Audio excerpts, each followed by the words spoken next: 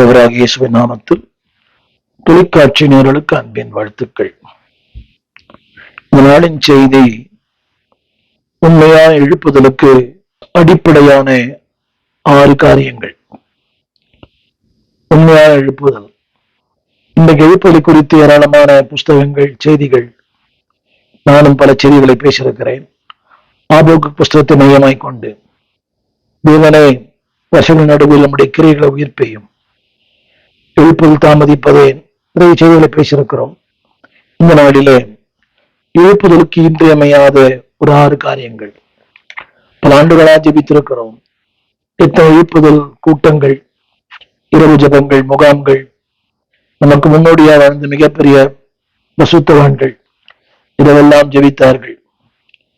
நான் 1970ஆம் ஆண்டிலிருந்து அந்த இரவு ஜபத்துக்கு தொடர்ந்து போய் கொண்டிருந்தேன். அடுத்து ஊழியங்கள், குடும்பங்கள் முடியவில்லை. ஏறக்குறைய ஒரு 13 ஆண்டுகள் தொடர்ந்து இரவு ஜபத்துக்கு போனேன். இதை நாங்க உருவாக்கினேன். அங்கதான் என்னோட பேசினார் பிபி ஹால். அங்கதான் ஊழியத்தினுடைய அழைப்பை பெற்றேன். பிபி ஹால் காலம் சென்ற ஜீவானந்தம் அவர்கள், டிஜிஎஸ் அவர்கள், இவரெல்லாம் அந்த நாட்களில் மிக சின்ன சின்ன ஊழியங்களை செய்வேன் அப்பொழுதே. ஆனால் அன்றைக்கு தேவன் விதைத்த அந்த விதை இன்றைக்கு ஒரு சிலருக்கு பயனுள்ள ஒரு பாத்திரமாய் கர்த்தர் மாற்றினார். நாளிலே எழுப்புதலுக்கான ஒரு 6 காரியங்கள், அல்ல 6 சுபாவங்கள், 6 கேரக்டர்ஸ் ஃபார் தி ரிவைவல். இது எல்லாம் எழுப்புதலுக்காக ஜெபிக்கிறோம். எழுப்புதலுக்கு ஜெபிக்கும் முன்பதாக எழுப்புதலுக்காக ஜெபிக்கிற அந்த பாத்திரம் முதலாவது சரியா இருக்க வேண்டும். பாத்திரம் சரியில்லையே எழுப்புதல் வராது. 1904ஆம் ஆண்டு, 1905ஆம் ஆண்டு, இந்த ஒரு வருஷத்துல வேல்ஸ் தேசத்தில் ஆண்டவர் ஒரு இளைஞரை எழுப்பினார். ஒரு பேர் இவான் ராபர்ட்ஸ். 26 வயது அவருக்கு. அந்த 26 வயது வாலிபனை கொண்டு வேல்ஸ் தேசத்திலே ஒரு மாபெரும் எழுப்புதல். ஏறக்குறைய ஒரு ஆண்டிலே 1,00,000 பேர் ரட்சிக்கப்பட்டார்களாம். சரித்திரம். மதுபானங்கள் மூடப்பட்டது, தியேட்டர்ஸ் மூடப்பட்டது, உடைகள் மூடப்பட்டது. எங்கே பார்த்தாலும் அழுகையின் சத்தம், ஜப சத்தம். எங்கே பார்த்தாலும் ஆடலின் சத்தம், பாடலின் சத்தம். வேல்ஸ் தேசத்துல சாண்டுகளுக்கு முன்பாக அங்க போகிற வாய்ப்பை பெற்றேன். ஏராளமான திருச்சபைகள். அன்பான தேவ பிள்ளைகளே, ஒரே ஒரு வாலிபன், 26 வயது நிரம்பின ஒரு வாலிபன். அந்த வாலிபன் மூலமாக ஒரு மாபெரும் அறுவடை. ஏறக்குறைய அந்த வாலிபன் 11 ஆண்டுகளாக ஜெபித்தாராம் எழுப்புதலுக்காக. எழுப்புதல் என்று ஒரே நாள் வருவதல்ல. முழங்கால், வேதனை, கண்ணீர், பாரம், ஏராளமான மக்கள். ஆபத்து சொன்ன போல குடிகாரர்கள், கொலைபாதகர்கள், தீயவர்கள், மிகப்பெரிய அரசாங்கத்தினால கட்டுப்படுத்த முடியாத கொலைபாதகர்கள், தூக்குதண்டனை குற்றவாளிகள், அநேக வாழ்க்கை மாறப்பட்டது. Very short term, within 1 year. 1904, 1905 1,00,000 பேர் மனம் திரும்பினார்களாம். சரித்திரத்தின் புள்ளிவரம் சொல்லுகிறது, சபை சரித்திரம் சொல்லுகிறது. அந்த தேசத்திற்கு பெயரே the land of revival, Wales தேசம். இவான் ராபர்ட்ஸ் மூலமாக ஒவ்வொரு காலகட்டத்திலையும் தேவன் ஒரு எழுப்பினார். 1932ஆம் ஆண்டு சீன தேசத்துல ஒரு மாபெரும் எழுப்புதல். ஒரு இளம் வாலிப பெண், அவருடைய பெயர் மேரியா மான்சன். திரையில கூட பாருங்கள், மேரியா மான்சன். 1932ஆம் ஆண்டிலே ஒரு கம்யூனிஸ்ட் நாடு, அங்கே குடியரசு ஆட்சி இல்லை, இம்மென்றால் சிறைவாசம். அப்படிப்பட்ட ஒரு கொடுங்கோல் சீனாவிலே, ஒரு கம்யூனிஸ்ட் நாட்டிலே 1932ஆம் ஆண்டு நார்த் சைனாவில ஒரு பெண்ணை எழுப்பினார், மேரி மான்சன். அவள் ஒரு மிஷனரியாய் போனார்கள். அவர்கள் வாழ்ந்த அந்த ஒரே காலகட்டத்துல ஒரு வருஷத்துல 3000 பேர் மனம் திரும்பி சபையில சேர்த்துக் கொள்ளப்பட்டார்கள். அங்கே அண்டர் கிரவுண்ட் சபை தான். அங்கே பப்ளிக்கா ஆராதிக்க வாய்ப்பு இல்லை. ஆனால் இந்த பெண்ணின் மூலமாக, மேரி மான்சன், இந்த பெண்ணின் மூலமாக ஒரு வருஷத்துல மாத்திரம் 3000 பேர் மனம் திரும்பி ஞானஸ்தானம் பெற்றார்கள். சரித்திரத்தின் சாட்சி.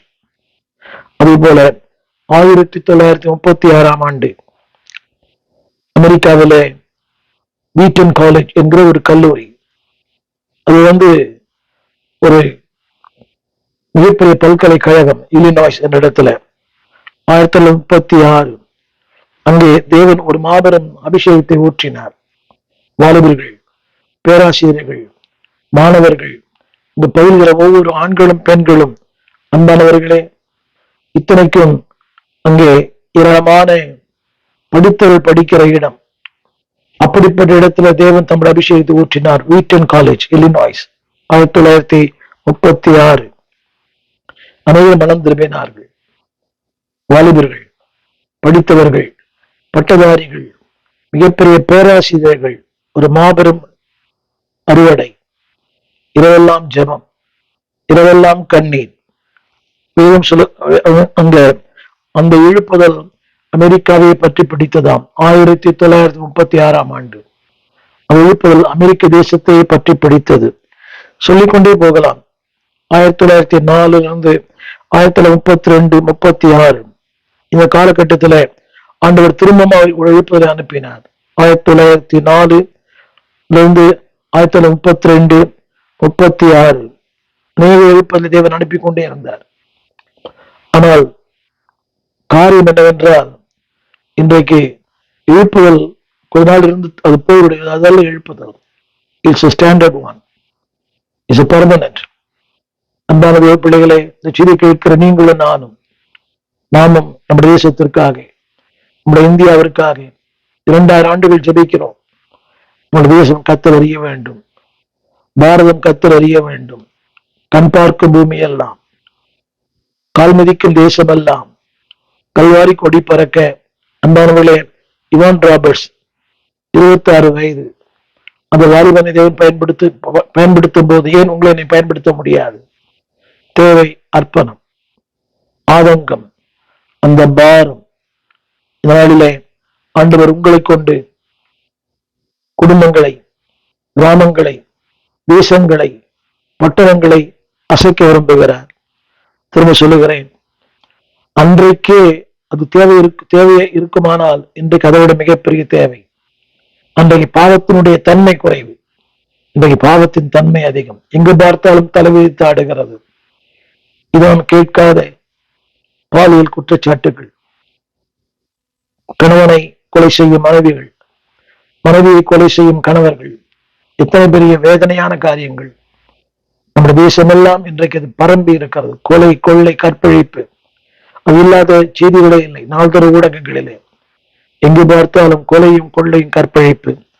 அன்பான தேவ பிள்ளைகளே, எழுப்புதல் இல்லை என்றால் வாழ்க்கை ஒன்றுமே இல்லை. If you don't pray for revival, your life is total nothing.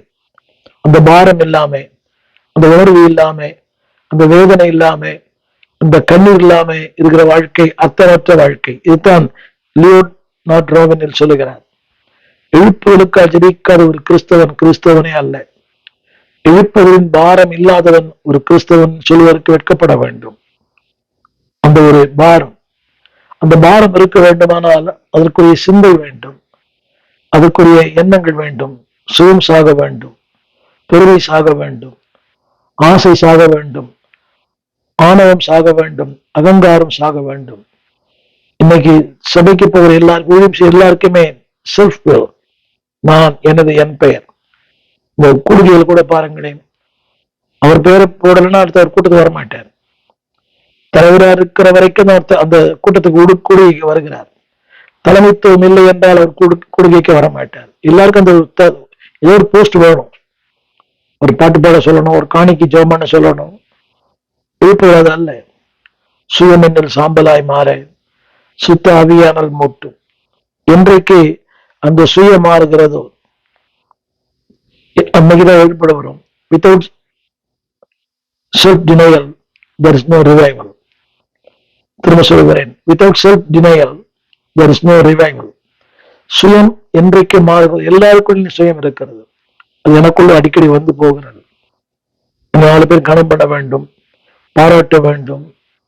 அன்பானவர்களே, அது எல்லாரும் விரும்புகிறோம். அதைத்தான் சொல்லுகிறோம். உங்க கருத்துக்கள் உங்களோடு பகிர்ந்து கொள்ளுங்கள். அது அதுல பல காரியங்கள் உண்டு. அதுல சுயம் சார்ந்திருக்கிறது. இதுதான் உண்மை. ஆனால் என்றைக்கு சுயம் சாகிறதோ அன்றைக்குத்தான் எழுப்புதல். திரும்ப சொல்லுகிறேன், எழுப்புதல் இல்லாத ஒரு வாழ்க்கை இல்லை. எழுப்புதலுக்காக ஜெபிக்காத ஒரு சபையே அல்ல. எழுப்புதலுக்காக ஜெபிக்காத கிறிஸ்தவனே அல்ல. எழுப்புதலின் பாரம் இல்லாதவன் கிறிஸ்தவன் என்று சொல்வதற்கு தகுதியற்றவன். மீட்கப்பட்டவன் என்ற வார்த்தைக்கே பொருள் இல்லை. திரும்ப எல்லாருக்கும் ஒரு திருப்தி, ஒரு கண்டென்மெண்ட், அதாவது இது போதும், ஜெபம் போதும், இந்த வேத வாசிப்பு போதும், இந்த ஊழியம் போதும் இல்லை. அன்பானவர்களே, திருப்தியில் ஒரு அதிருப்தி தேவை. இன்னும் ஜெபிக்க வேண்டும், இன்னும் கர்த்தரை ஆராதிக்க வேண்டும், இன்னும் ஒரு வார்த்தை சொல்ல வேண்டும். இதான் எனக்குள் கூட இருக்கிறது. ஊழியம் போதாது, விவேக அறிவு போதாது, விவேக வெளிச்சம் போதாது, இன்னும் சத்தியத்தை அறிவிக்கிற அந்த விதங்கள் போதாது. இன்னும் தேவனை இருக்க விதமாய், இன்னும் ஜனங்களுக்கு ஆழமாய், ஜனங்கள் பயன்படத்தக்கதாய், என்றைக்கு அப்படிப்பட்ட எண்ணங்கள் உங்களுக்கு உருவாகிறதோ அன்றைக்கு எழுப்புதல் உண்டாகும். அனைவருக்குள்ளே ஒரு கண்டென்மெண்ட், ஒரு திருப்தியான வாழ்க்கை வேண்டாம், திருப்தியடைய வேண்டாம். ஒவ்வொரு நாளும் இதே இயங்கட்டும், எண்ணங்கள் இயங்கட்டும். அவருடைய ஒவ்வொரு பாட்டும் அப்படித்தானே, இதயங்கள் எழும்பட்டும், உள்ளங்கள் எழும்பட்டும். அவருடைய அநேக ஊழியர்களை கற்று எழுப்பியிருக்கிறார். அழுது ஜெபிக்கிற தேவ மக்கள் நம்முடைய தேசத்தில் இருக்கிறார்கள். அவர்களுக்காக நன்றி. இன்னும் அநேகர் அலைகளை எழும்பட்டும். இன்னொரு பேட்ரிக் ஜோஷுவா எழும்பட்டும், இன்னொரு எம்பில் ஜெபசிங்கோட எழும்பட்டும், அழுது ஜெபிக்கிற மக்கள் எழும்பட்டும். நம்முடைய பிள்ளைகளே, அதுதான் நம்முடைய வாழ்வின் நோக்கம். என் வாழ்வின் முழு நோக்கம் எல்லாம் உன் சுத்தம் செய்வதுதான். என் வாழ்வின் மொழி ஏக்கம் எல்லாம் அந்த எழுப்புதலை காண்பதுதான். ஒரு நாள் ஜெபிக்கிறீங்களா? ஏதோ நம்முடைய வண்டி ஓடுது, சபை நடத்துறோம், ஒரு 50 பேர் வராங்க, வாழ்க்கை சந்திக்கப்படுது. வேண்டாம், இதிலும் பெரிதானவைகள். இன்னும் இன்னும் ஒரு 26 வயதானே ஒரு இவான் ராபர்ட்ஸ் இதை பயன்படுத்த முடியுமானால், ஒரு இளம் பெண்ணானே மேரி மான்சூன் அவர்களை ஒரு சீன தேசத்துல பயன்படுத்த முடியுமானால், யோசித்து பாருங்கள். எழுப்புதலில் இவங்கெல்லாம் கதாநாயகிகள். அதிகமாக வேதம் படித்தவர்கள் அல்ல. அந்த பாரம், அந்த வேதனை. இதனால அன்பான தேவ பிள்ளைகளே, தேவன் எழுப்புதலை வாக்கு பண்ணி இருக்கிறார். எழுப்புதலை அனுப்புவேன் வாக்கு. என் நாமத்திற்கப்பட்ட ஜனங்கள் தங்களை தாழ்த்தி தங்கள் பொல்லால் வெளியில விட்டு திரும்பினால் அந்த தேசத்துக்கு நான் சேமத்தை தருவேன். அது ரிவைவர் என்ற வார்த்தை அங்க இருக்கிறது. அப்ப வாக்கு பண்ணினவர் ஒரு நாள் வாக்கு மாற மாட்டார். ஆனால் அந்த வாக்குத்தத்தை நிறைவேற்ற நீங்களும் நானும் தேவை. உங்களை விட்டு என்னால் ஒன்று பண்ண முடியாது.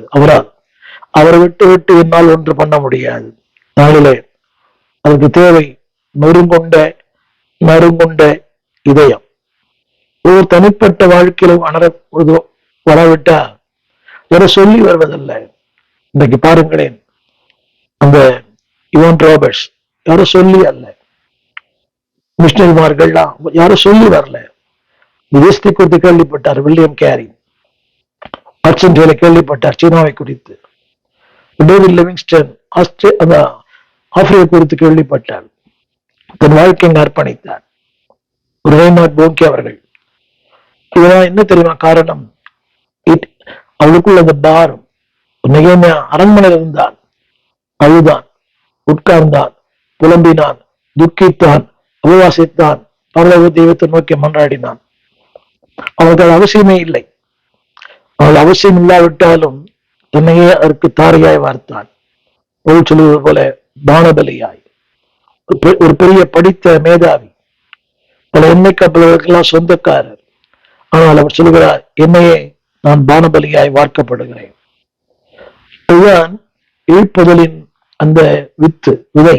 என்னை கேட்டுக்கொண்டிருக்க அன்பு தேவ பிள்ளையை, ஊழியர்களை, நான் ஊழியம் செய்கிறேன். ஏன் காலம் கடந்து விட்டது, இதை ஊழியம் செய்கிறேன், பிள்ளைகளை பெற்றேன், அவர்களை படிக்க வைத்தேன், அவர்களை ஆளாக்கினேன், ஒரு சபையை வளர்த்தேன் அல்ல. நாம் மரித்தாலும் நம்முடைய கல்லறை சாட்சி சொல்ல வேண்டும், நம்முடைய வாழ்க்கை சாட்சி சொல்ல வேண்டும். பொற்காய் மரித்தாலும் அங்கிகள் பேசப்பட்டது. நாம் மரித்தாலும் நம்முடைய வாழ்க்கை பேசப்பட வேண்டும். ஏத்தான் ஏசாயா 57 அதிகாரம் 15 வசனத்துல ஆண்டவர் சொல்லுகிறார், இருப்பதற்கு முதல் தேவை நித்தியவாசியும் பரிசுத்தர் என்கிற நாம உள்ளவராகிய மகத்துவமும் உன்னதமானவர் சொல்லுகிறார், உன்னதத்திலும் பரிசுத்த ஸ்தலத்திலும் வாசம் பண்ணுகிற நான் சொல்லுகிறது. எழுப்பதற்கு முதல் தேவை பணிந்தவர்களின் ஆவி, கான்ட்ராக்ட் ஸ்பிரிட், பணிந்த ஆவி. நீங்க ஒரு பெருமை பார்த்தீங்களா, பேர் பெருசா போடணும், அவர் யாருன்னு போடணும். இரண்டாவது நொறுங்கின இதயம், திரும்ப திரும்ப அந்த வார்த்தையும் சொல்லுகிறார், பணிந்த ஆவி, நொறுங்கின இதயம். இவன் சொல்லுகிறார், இப்படிப்பட்ட மத்தியில வாசம் பண்ணுவேன். வாசம் பண்ணுவது மட்டுமல்ல, அப்படிப்பட்டவர்களை நான் பயன்படுத்துவேன். என்னை கேட்டுக்கொண்டிருக்கிற அன்பான தேவ பிள்ளையே, தேவன் ஒரு விரும்புவதெல்லாம் இதுதான். அந்த தொழில் பாருங்கள், ரியல் என்ற வார்த்தையே ரிப்பெண்டன்ஸ் என்ற வார்த்தையிலிருந்து தான் வந்தது. there is no repentance, there is no revival. மனம் திரும்புதல் இல்லாமல் எழுப்புதல் இல்லை. இன்றைக்கு மனம் திரும்புதான் முக்கியம். இதைத்தான் திரும்ப திரும்ப நான் வாசிக்கிறோம். சொன்னார், இயேசு சொன்னார், மனம் திரும்புங்கள். அன்பானவர்களே, பேதுரு பண்ண முதல் பிரசங்கம் மனம் திரும்புங்கள். இரட்சகர் இயேசு மனம் திரும்புங்கள். யோவான் ஸ்நானகன் மனம் திரும்புங்கள். இரட்சகர் இயேசு மனம் திரும்புங்கள். பேதுரு அப்போஸ்தலர் புத்தகம் மனம் திரும்புங்கள். சோ முழுக்க முழுக்க மனம் திரும்புதல். இது ஆங்கிலம் சொல்லுவானால், there is no repentance, there is no revival. Revival based on repentance. இன்றைக்கு அந்த உணர்வு, பாவத்தை குறித்த உணர்வு, அசுத்தத்தை குறித்த உணர்வு, அந்த ஒரு வெட்கம், ஒரு வேதனை, இப்படிலாம் வாழ்ந்தோமே, இப்படிலாம் இருந்தோமே, அப்படி இருந்திருந்தான் வாழ்க்கை என்னவா இருக்கும். சரி யோசித்து பாருங்க, கடந்த கால வாழ்க்கை அசுத்தமான, அந்தகாரமான, கேவலமான, உங்களையே சகிக்க முடியாத, 4 பேருக்கு முன்பாக முகம் சுளிக்கிற வாழ்க்கை வாழ்ந்தோம். உங்கள் கடந்த கால வாழ்க்கை யோசித்து பாருங்களேன். நாஸ்டி லைஃப், ஒரு லஸ்ட்ஃபுல் லைஃப், அசுத்தமான அகோரமான வாழ்க்கை. தேவன் அன்பானவர்களே என்றைக்கு அவன் தூக்கி எடுத்தார். நீங்க எல்லாம் நினைக்கிறாங்க, ஐ am better than this person, அவரை விட ரொம்ப நல்லவர், இவட நல்லவர். அதால என்னுடைய மதிப்பீடு ஆண்டவர் மட்டும்தான். My comparison is only God. அவர் வச்சு மதிப்பிடுங்க, வேற மனுஷனை வச்சு மதிப்பிடாதீங்க, அந்த ஊழியக்காரன் வச்சு மதிப்பிடாதீங்க. என்னோட ஒரு குறைவா நான் பார்க்கும்போது ஐ am better. எனக்கும் மேலே உள்ளவர் கோடி. என்னை விட ஜெபிக்கிறவர்கள், என்னோட வேதம் வாசிக்கிறவர்கள், என்னை விட தேவனோடு உறவாடுகிறவர்கள். எனக்கு ஆரம்ப நாட்களிலே தெரியும். நான் ஒரு வேதாம் பள்ளியிலே பணியாற்றினேன். அந்த பள்ளியில வயது முதிர்ந்த போதகர்கள், வயது வந்து தொல்லாத வயது, டேனியல் ஐயான்னு ஒருவர் இருந்தார். அதே போல தீமத்தி ஐயான்னு ஒருவர் இருந்தார், செம்பரம்பாக்கம். டேனியல் ஐயா தாம்பரம். வயது முதிர்ந்த போதகர்கள், அதிகமான கல்வி அறிவு இல்லாதவர்கள், பிரபலம் இல்லாதவர்கள் கூட. இந்த ஊடகத்தில் அவர்கள் பேசி அவர்களுக்கு பழக்கமே இல்லை. ஆனால் அவருடைய பரிசுத்தம், அவருடைய தாழ்மை, அவருடைய அர்ப்பணம், அதை பார்க்கும்போது ஒன்றுமே இல்லை. நடந்துதான் வருவார்கள், நடந்துதான் போவார். அவர் தாம்பரத்திலிருந்து வருவார், இந்த ஐயா டேனியல் ஐயா. இன்றைக்கு அவர் குறித்து பேசுகிறேனே, அதே போல தீமத்திய செம்பரம்பாக்கத்துல, அதான் மாரநாத திருச்சபையின் முதல் சபை. I learned many things from them. அவ்விடத்தில் கற்றுக்கொண்ட காரியங்கள் ஏராளம். திரும்ப சொல்லுவேன், இழுப்புதல் மூலமா வர வேண்டுமானால் you must have a broken heart, ஒரு உடைந்த இதயம். அதை நாம் டிஜிஎஸ் ஐயாவோட வாழ்க்கையில பார்க்கிறோம். இடிக்கும் போதெல்லாம் அழுகை. மனைவியில் இருக்கிறார்கள். அதாவது அந்த அறிக்கை செய்வது அது முக்கியமல்ல, உணர்வு முக்கியமல்ல. Acknowledge your sinful life. அது எல்லாரும் அறிக்கை பண்ண வேண்டாம். தேவனுக்கு முன்பாக இப்படிலாம் வாழ்ந்தேனே, யோசித்து பார்க்கிறேன். நான் இன்றைக்கு இயேசு அறியாவிட்டால் என் வாழ்க்கை முடிந்து போயிருக்கும். எனக்கு 10 அடைப்பு, எத்தனையோ ஒரு 5 வெயின்ஸ் போடுறது உள்ள, எனக்கு 10 அடைப்பு இருந்தது. இது உண்மை. நீங்கள் நம்பினாலும் நம்பாவிட்டாலும் மல்டி பிளாக்ஸ் அப்போலோ மருத்துவமனையிலே நான் பிழைப்பேன் நம்பிக்கை எனக்கு இல்லை. உலகத்தின் பல தேசங்களுக்கு பிரயாணம் பண்ணி கொண்டு இருக்கிறேன். அதிகமான குளிரடைந்த தேசங்கள், சைபீரியா, ரஷ்யா, இப்போது இந்த ஸ்காட்லாண்ட்ல பயங்கர குளிர். இன்னைக்கு காலையில 3 டிகிரி தான். அன்னைக்கு நான் சொல்ல வந்த கருத்து என்னவென்றால், அந்த பாரம், அந்த ஸ்பிரிட் ஆஃப், அதாவது இன்னைக்கு எல்லாருமே செல்ஃப் லைஃப், செல்ஃப் போக்கஸ் வேண்டாம், செல்ஃப் லைஃப் வேண்டாம், செல்ஃப் போக்கஸ் வேண்டாம். உங்களை சுற்றி இன்னைக்கு எல்லாம் விரும்புறாங்க. என்னை சுற்றி 10 பேர் இருக்கணும். அரசியல்வாதிங்க பாருங்களேன், அவங்களை சுற்றி 10 பேருக்கு விரும்புவாங்க. அது நல்ல வாழ்க்கை. Self focus. எல்லாரும் என்ன பிரதிபலி, என்ன பார்க்கணும். அதான் நீ பாருங்க, செல்ஃபி போட்டோ, ஏற்கப்பட்ட செல்ஃபி போட்டோக்கள். அதுல ஒரு அவங்களுக்கு ஒரு ஒரு மகிழ்ச்சி, ஒரு பூரிப்பு. நான் இந்த ஆதாயமான நிலையங்களை பார்க்கிறேன். திரைப்பட நடிகர்கள் வருகிறார்கள், போகிறார்கள். ஆண்களுடைய பிள்ளைகள் கூட ரோடு செல்ஃபி எடுத்துக்கிறாங்க. அது அவர்களுக்கு ஒரு மகிழ்ச்சி நினைக்கிறேன். எத்தனையோ பிரபலங்களை பார்க்கிறேன், பிரயாணம் பண்ணுகிறோம், பக்கத்துல உட்கார்ந்து. அது அவசியம் இல்லாது. நமக்கு தேவை not self focus, not self life. அன்பானவர்களே, Christ focus and Christ life. நம்ம முதல் குறிப்பு, பணம் திரும்புதலுக்கு இழப்பதற்கு முதல் காரியம் அந்த நொறுங்குண்ட இதயம். இதைத்தான் பவுல் சொல்லுகிறார் 2 கொரிந்தியர் 7:10, தேவனுக்கேற்ற துக்கம். அந்த தேவனுக்கு, அதாவது நமக்கு நிறைய துக்கம் இருக்குது. உங்களுக்கு துக்கம் இருக்குது, எனக்கு துக்கம் இருக்குது. குடும்பத்தை குறித்து, ஊழியத்தை குறித்து, உடனடியில குறித்து நிறைய துக்கம். நம்ம எதிர்பார்த்த அளவுக்கு மக்கள் இல்லை, எதிர்பார்த்த அளவுக்கு மனைவி இல்லை, எதிர்பார்த்த அளவுக்கு பிள்ளைகள் இல்லை, எதிர்பார்த்த அளவுக்கு நம்மோடு பணியாற்றுகிறவர்கள் இல்லை. இது உண்மை. துக்கங்கள் எல்லாருக்கும் உண்டு. நாம் துறை என சொன்னவர்கள் நம்மை நட்டாற்றி விடுவார்கள். அது உண்மை. ஆனால் தேவனுடைய வாக்கு சொல்லுகிறது, தேவனுக்கு ஏற்ற துக்கம். அது என்ன செய்யுமா? அது என்ன செய்யுமாம்? மனம் திரும்புதலை தரும். 2 விதமான துக்கம் உண்டு. ஒன்று லௌகிகமான துக்கம். 2 கொரிந்தியர் 7:10. இன்னும் எல்லாரும் எனக்கு கூட இருக்குது, துக்கம் இருக்குது. அதாவது யாரும் கேட்பதில்லை, யாரும் பாராட்டுவதில்லை, யாரும் புகழ்வதில்லை, எண்ணிக்கை அதிகமாகவில்லை. அதுதான். அது பல காரணங்கள் இருக்கலாம். ஆனால் அது லௌகீகமான துக்கம். அது என்னை மரணத்துக்குள்ளே கொண்டு போயிடும்.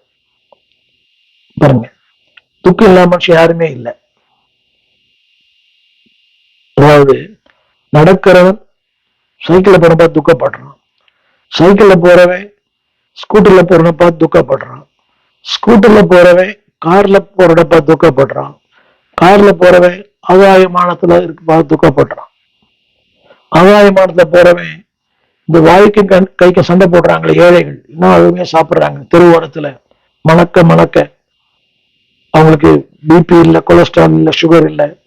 அவளை பார்க்கும்போது அவளுக்கு ஒரு துக்கம்தான்.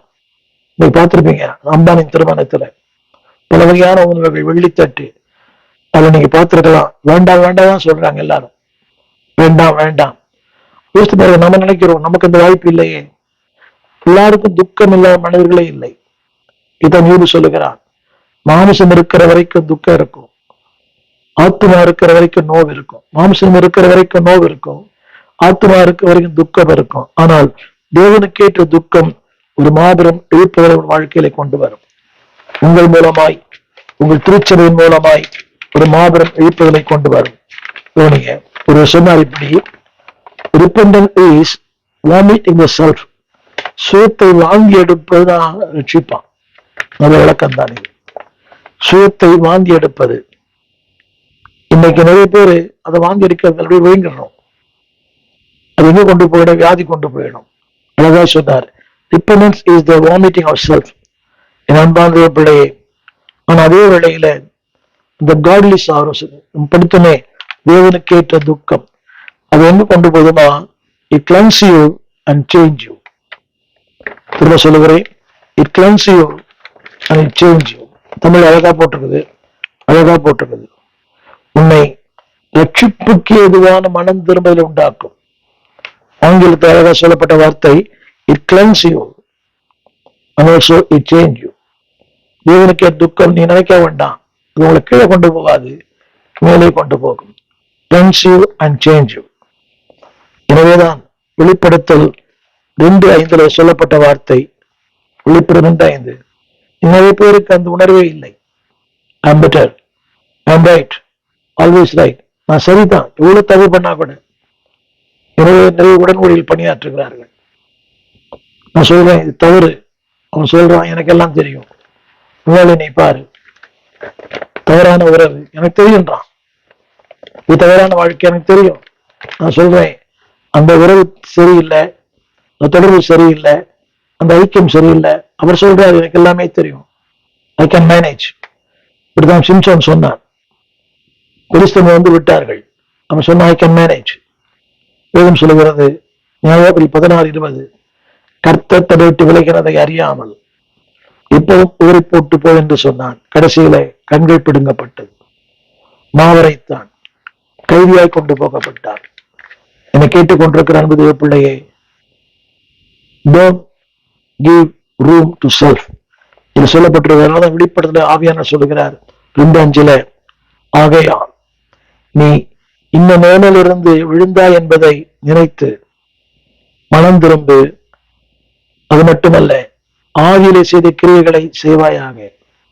ஒரு காலத்துல ஓடி ஓடி ஊழியம் பண்ணும், ஒரு காலத்துல ஓடி ஓடி சபைக்கு போகணும், ஒரு காலத்துல ஓடி ஓடி டிராஸ் கொடுத்தோம். எனக்கு அனுபவம் உண்டு. என் கல்வி நாட்களில சென்னை டு தாம்பரம், தாம்பரம் டு சென்னை, ஒரு நாளும் நான் உட்கார்ந்து பிரயாணம் பண்ணினதே இல்லை. ஒவ்வொரு ஸ்டேஷனை ஏறி இறங்குவேன். எனக்கும் கடலை விற்கிறவனுக்கும் வித்தியாசமே இருக்காது, ஒவ்வொரு ஸ்டேஷனும் ஏறி இறங்குவேன்.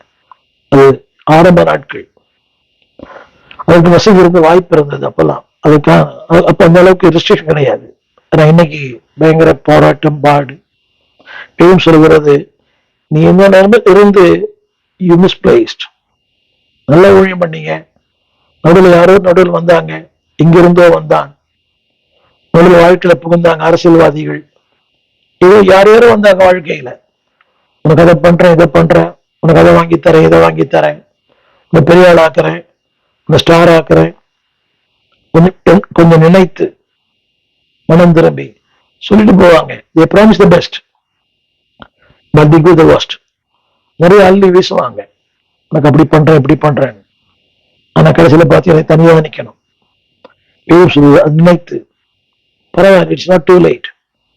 திருவடியோடு வந்து தேவன் சொல்லுகிறார், ஆதியிலே செய்த கிரியைகளை செய்வாயாக. இல்லாவிட்டால் நான் சீக்கிரமாய் உன்னிடத்துல வந்து நீ மனம் திரும்பாத பட்சத்தில் உன் விளக்குத்தண்டை அதில் நீக்கி விடுவேன்.